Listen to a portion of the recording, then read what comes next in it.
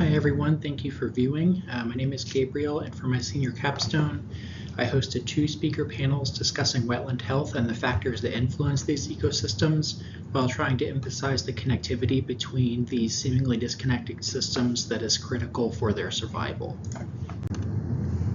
So the proposed project, my objective was to host a series of educational speaker panels focusing on the current trends in wetland health, educate students and the larger Bothell community on the main threats to wetlands. During the 2 events, there was a total of 5 different speakers from a variety of water and wetland related fields.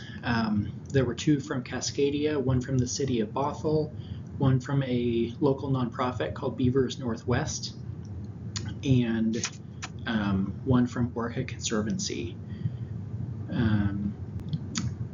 I thought it was really important to show the audience how the health of places like North Creek Forest eventually impacts, say, salmon and the Puget Sound, and the role that wetlands play along the way was highlighted.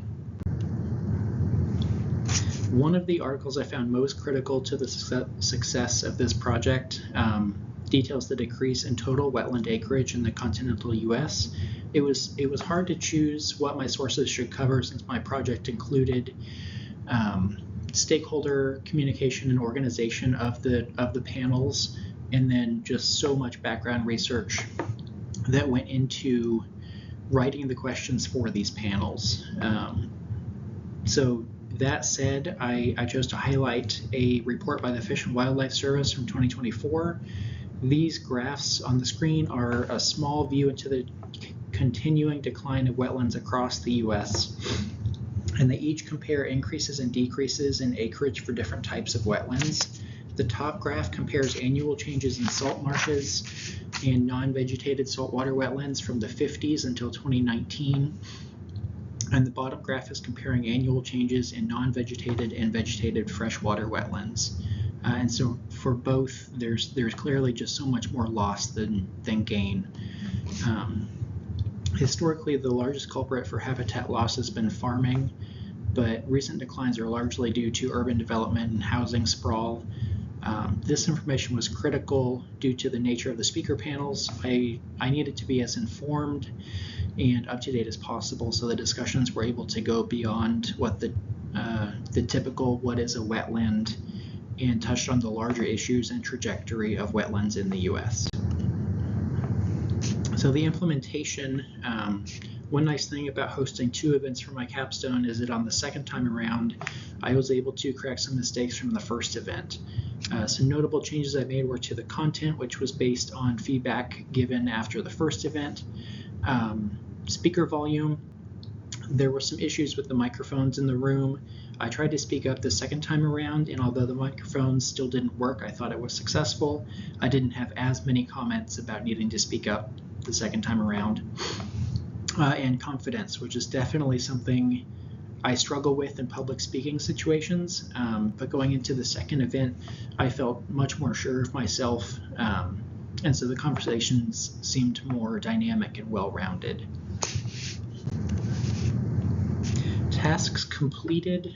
These speaker panels were relatively simple to organize. Send some emails to speakers, reserve the room, the event space.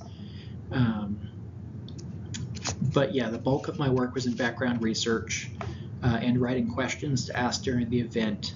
Not pictured, again, the dozen or so cold emails sent to professors, professionals, and other environmental experts asking if they wanted to participate in these events.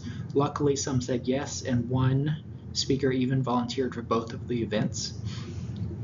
It was a lot more fun than I had anticipated hosting these events, but really I had to be up to date on my knowledge because I didn't want a speaker to respond to a question or talk about anything totally foreign to me and then be put in a position as the host trying to further respond or move the conversation along without knowing what they were really talking about. Luckily that didn't happen, at least as far as I'm aware. Yeah. Breaking down the hours, it was really important to write questions suited to each individual speaker intentionally going beyond the standard surface level information typically discussed at speaker panels. So the majority of my time was spent on research for the questions that I wrote. One of the speakers, who I definitely look up to, told me the questions went well beyond the routine, typical questions that I'm asked at events like this. And that feedback encouraged me to do further research for the second event. Results achieved. I ended up hosting the 2 speaker panels that were an hour and a half each. Between the 2 in total, we had roughly 40 attendees between the 2 events. Originally, my goals for this project were to reach an audience interested in wetland health and biodiversity, as well as facilitate networking between speakers in the audience and inspire action within the Bothell community. It was really encouraging to see so many people found the topics very engaging, as noted on the feedback forms that I provided. Additionally, one couple from Bothell attended who was not affiliated with either UW-Bothell or Cascadia College, so that they could learn how to best care for the wetland on their property. And I spoke to them after the event. They said it was very much worth their time. Sharing information is important, but sharing information that directly helps someone in their effort to protect the environment is one of the main reasons I started this project in the first place. And honestly, I thought that I would get a lot of students who were either uninterested or just coming for the extra credit, but the community members that found these events either through flyers in coffee shops or postings in the Bothell community Facebook group came just purely out of interest, and that was really touching and reassuring to see that people want to learn more about ecosystems like this, and they care about how they're doing. The graph on the left shows audience engagement, and close to 60% found the topics very engaging, 26% were engaging, and then 15 was mostly engaging. Those 2 second categories, engaging, mostly engaging, could have been, a little more detailed to get just some more information from those respondents. And then on the right-hand side, desired changes for the next event. I did try to implement some of these in the second event, but this graph is an analysis of the feedback from both events. So it was a split between no changes and improved audio. I kind of saw that one coming, but it was nice to see that those were the only 2 real areas of improvement, or the one area of improvement, I guess. The contribution to local sustainability and resilience, it would take me hours to explain all the benefits that wetlands provide. They control floodwaters, they host, just off the charts biodiversity hotspots, and sorry, I kind of forgot where I was going. Cost and transportation are often huge barriers that prevent people from accessing education. I considered hosting an event at a public library, and while that did not end up happening, it was a relief that our campus is so accessible by bus. With the flood control and water filtration provided by Wetlands and those ecosystem services, this project was primarily focused on education because it's really important for people to know about these services so that they can start to value them, because it's easy to not care about something that you don't know about. Challenges and lessons learned. These are the big 3. Time management was probably my #1 area for improvement. There was one case of finalizing questions on the day of the event, and that definitely could have been avoided.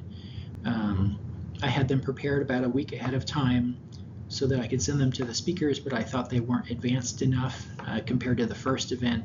and spent the hours leading up to the second event just panicking, stressing, sweating. It went fine. It was good. Self-doubt. Before the first event, I was a nervous wreck. I was trembling. I wasn't eating. I have a hard time with public speaking, but once I got going, it was totally fine. I felt comfortable. The speakers reassured me. Going over event details and logistics with the speakers definitely helped me feel more confident.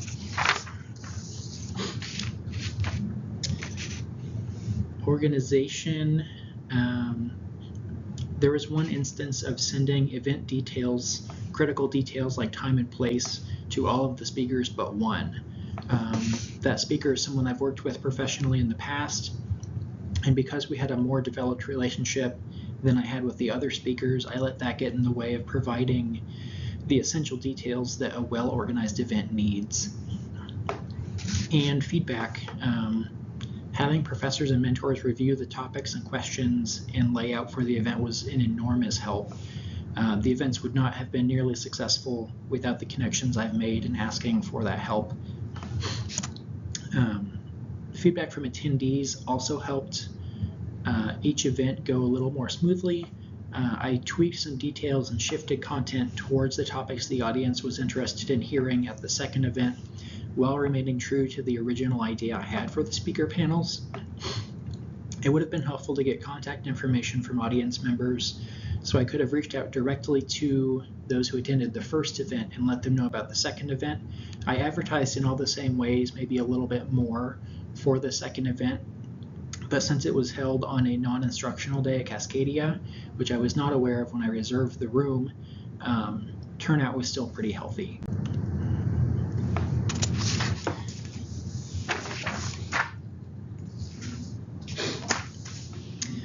In my original plan, I wanted to find a way to measure attendees' interest in volunteer activities, but this never materialized.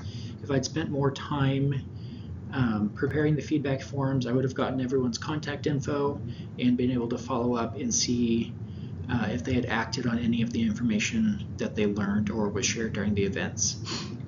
That said, I'm pleased with how this project went overall, and I think the events went really well. I learned a lot about myself and how I work with others. Some key takeaways from this process are to reach out sooner for event reservations and check what else is going on campus that day, or if campus is closed.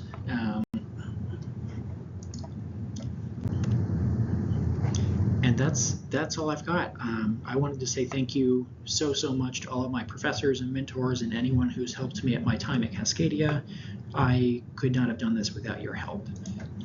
This is a recording, so if anyone has any questions, you can contact me directly for the outlines I used during these events, or you can reach out to Stefan. His email is on the screen there. And thank you very much.